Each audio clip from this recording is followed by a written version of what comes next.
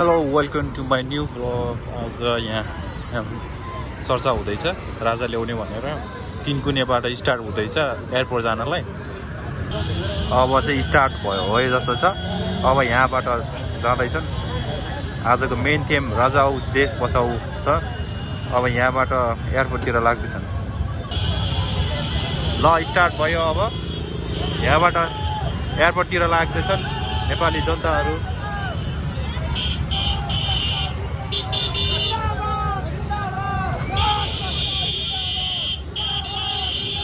बाइकको गन आवाज।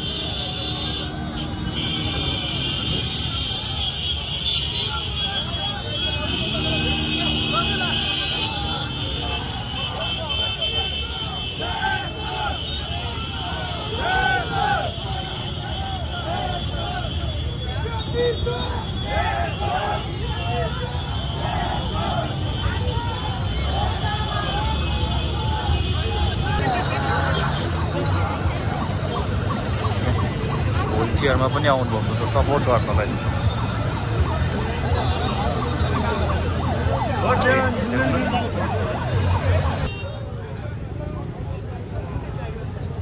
कृपया अगाडि हुने साथीहरू साउन्ड बक्स स्पिकर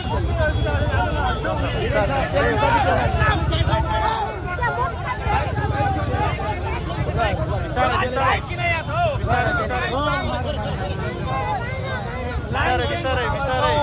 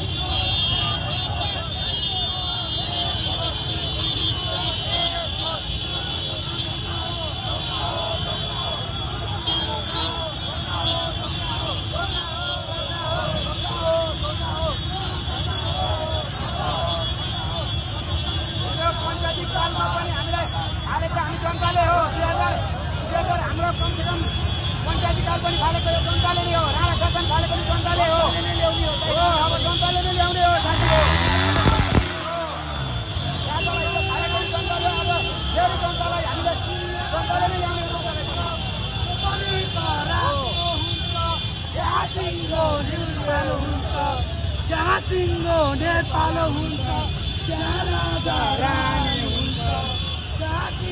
नेपाल हुन्छ त्यहाँ राजा रानी हुन्छ।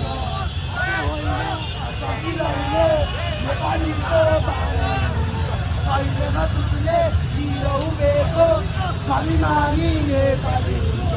विश्वको कुना काठमा खोज नेपालीको मुटुमा खोज त्यहाँ सिङ्गो नेपाल हुन्छ त्यहाँ राजा रानी हुन्छ। त्यहाँ सिङ्गो नेपाल हुन्छ त्यहाँ राजा रानी हुन्छ। हटे होइन कति लड्ने नेपालीको बानी हुन्छ। कहिले नछुट्ने हिरो उभेको स्वाभिमानी नेपाल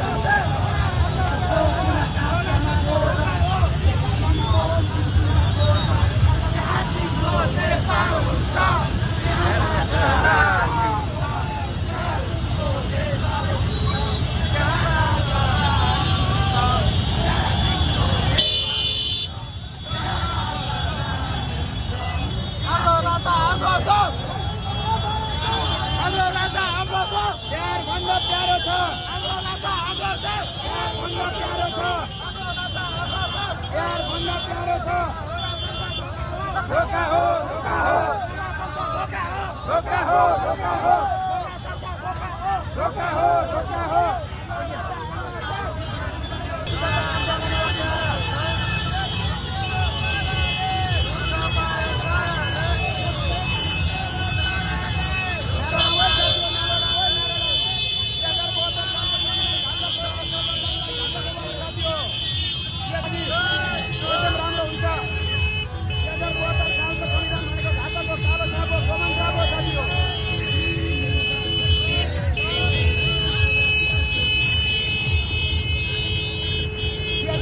सालको संविधान घातक हो साथीहरू घातक हो 2047 सालको संविधान स्थापना गर्नुपर्छ पुनः स्थापना गर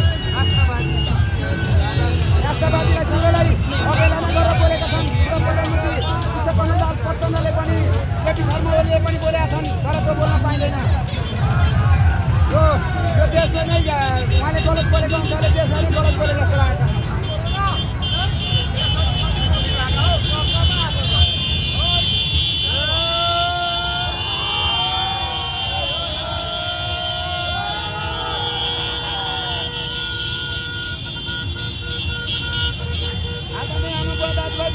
एकबद्ध साथै अगाडि हिँड्नु होला है लाइनबद्ध साथै हाम्रो सनातन धर्म र हिन्दू राष्ट्रमा हाम्रो एकदम भन्दा ठुलो आदर गर्ने अब हामीले सानो पाल्न सक्दैनौँ एउटा राजा पाल्नुपर्छ हामीले साथी हो घरमा चाहिँ एउटा छोरा र एउटी छोरी रहने राज्यमा चाहिँ अर्को छोरा चाहिँ पाल्न पाइँदैन सक्दैनौँ हामी